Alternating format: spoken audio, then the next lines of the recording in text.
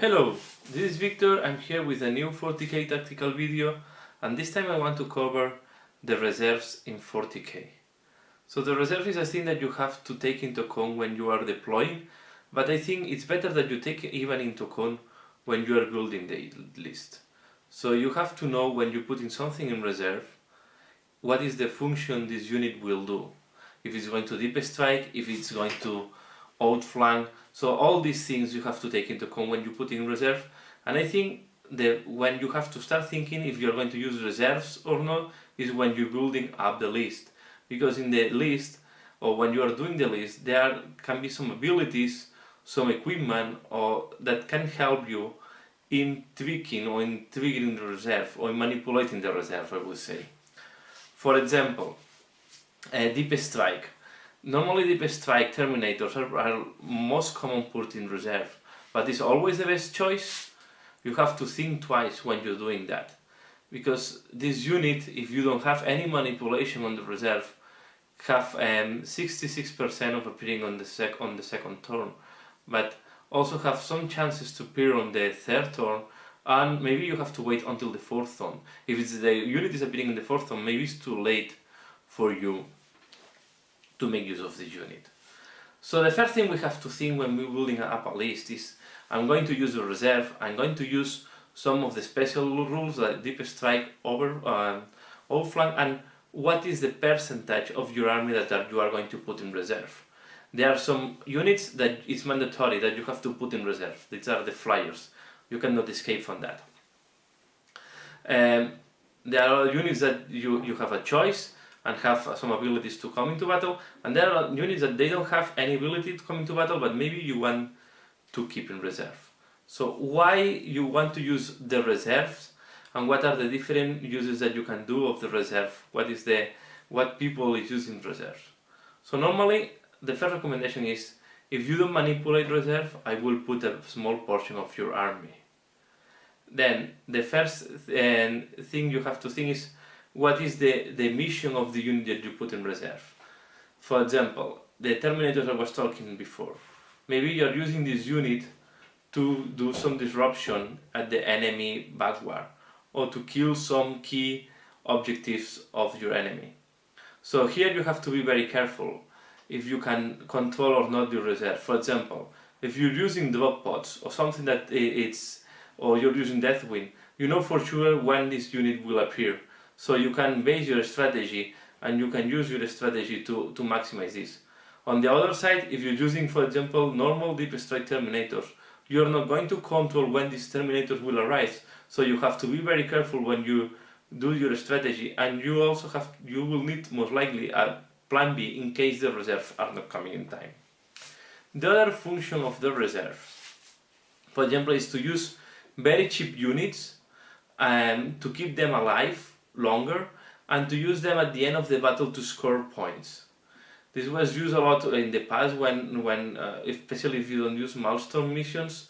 So you keep a very cheap unit in reserve, the impact in your whole army is small. For example, you can keep a 100 points unit in reserve or 50 point units in reserve, and then this unit will appear after turn 2 or 3, and if you can manipulate, for example, you have the Warlord trait that you have +1 to reserve or -1, normally you use a -1 to force this unit to come later. Even there is people that is forcing mishap. Let me explain this one. Imagine that you have a unit of 50 points on demons, a very small unit, or maybe you have 100 points on demons. Then you want this unit to be used as the last turns just to score objectives. And this unit will arrive in deep strike because you are demons. So you can, in purpose, deploy this unit on top of enemy unit. So this will, if they don't deviate, it's going to be an automatic mishap. So this is a risky way, but you're risking very little. You are maybe risking only between 50 and 100 points, and you can keep this unit in reserve. Yeah, if you have bad luck, this unit will appear in the corner, or your enemy will select where this unit will appear. But normally you will have about, I think, even around 66% of possibilities that this will go on ongoing reserves. So these are different ways. So what I mean is, be careful when you play reserves. There are armies that you can put almost 100% in reserve. For example, if you play Deathwind, and you can play everything in reserve, but the big advantage is that you can decide to deploy in turn 1 or 2, and you decide which units will appear in what turn. So in that way, reserve is not risky. But if you use, for example, 50% of your army in reserve, and you have key elements in reserve and they don't appear, you can suffer a lot during the battle, and you can pass half of your battle without the key elements that you need. You also have to take in mind that the games in 40k have a limited number of turns. So if your units are appearing in turn 3 or 4, you are going to play half of your battle without these key units. So if you go for big blocks in reserve, be sure or look for things that it's increasing your probabilities that these units come earlier into the battle. If you don't have that, I will not put big units in reserves. And this is also the problem with the flyers today. So if you have a lot of flyers, the big problem you're going to have is that in the first turns you are not going to have the support of these flyers. And on top of that, when they appear, they don't have a huge maneuverability, and most likely they will have to go and go in reserve another turn. So you have to be also careful when you are having your flyers. And I know that maybe I'm going out of topic, but I think it's very related to the reserves. So when you are planning your list, you have to think that any flyer will go into reserves. So this is why I will recommend, this is why I play, unless you play a list that is specialized in flyers like the Necron list, I will go for 1 or maximum 2 flyers in my list. And if you put, for example, if on top of that you use these flyers as a transport, you have to be very careful, because you will put a lot of points in reserve.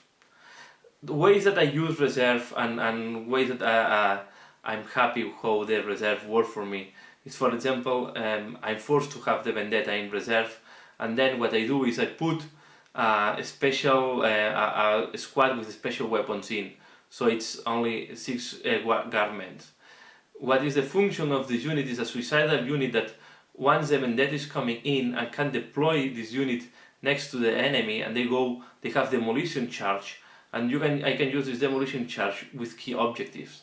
In that way, I overcome the problem that I have with the demolition charge, that the range is very short, so I just deep strike, or I just deploy them next to a key element, and then I volatilize this element with 3 demolition charge.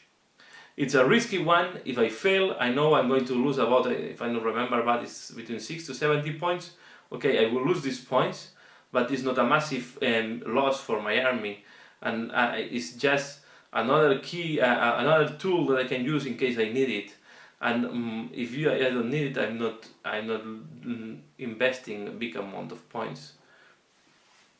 A bad experience that I have also with this type of tactics is I did another game where I put in reserve and I go with Terminators in how it's called this, in the flyer from the Grey Knights. I know I forgot the name.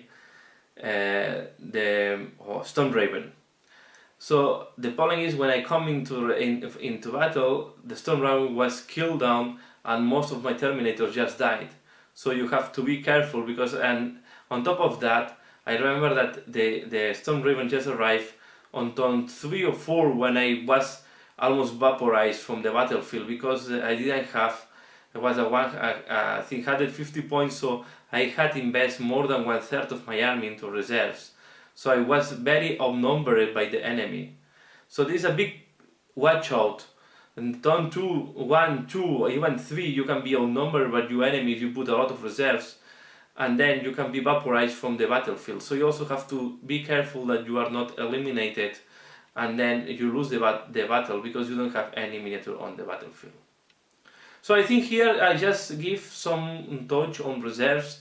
I think the most important point is, when you're planning reserve, plan this from from the building of your list, and be sure what is going to be the function of this unit, why you are putting the reserves. And if you are not manipulating the reserve in any direction, if you don't have drop pods, if you are not using Deathwind, if you don't have ability that is giving +1 or +2 to your reserves, in the way that you almost guarantee that your reserve will come in the turn that you want. For example, in Imperial Guard, if you want to manipulate, use I think it's the Master of the Fleet that is giving you +1 to your reserve if you want. If you don't have any of these tools, don't invest too many points. Just put, don't invest too many points in reserve. It's good to have something in reserve for survivability or to give a surprise to your enemy, to be able to reinforce a weak point in your battlefield. But if you put too much, when the reserve can happen that you cannot turn over the battle, and then you are losing the battle. So that's all for this video. I hope you find interesting. Please let me know, you use reserve, you don't use reserve, how you are using reserve, and how much of your army you put normally in reserves. I will say that I normally put between 0 to maximum 20% of my army in reserve, maybe sometimes 25%. So just let me know how are you using reserve. Are you using some of the special rules? I will do another video more in depth on deep strike later on. So please let me know how you do use the rule of reserve, if you use that, and what is the percentage of your army that you like to put in reserve. So thanks a lot for watching this video, and see you again later. Bye!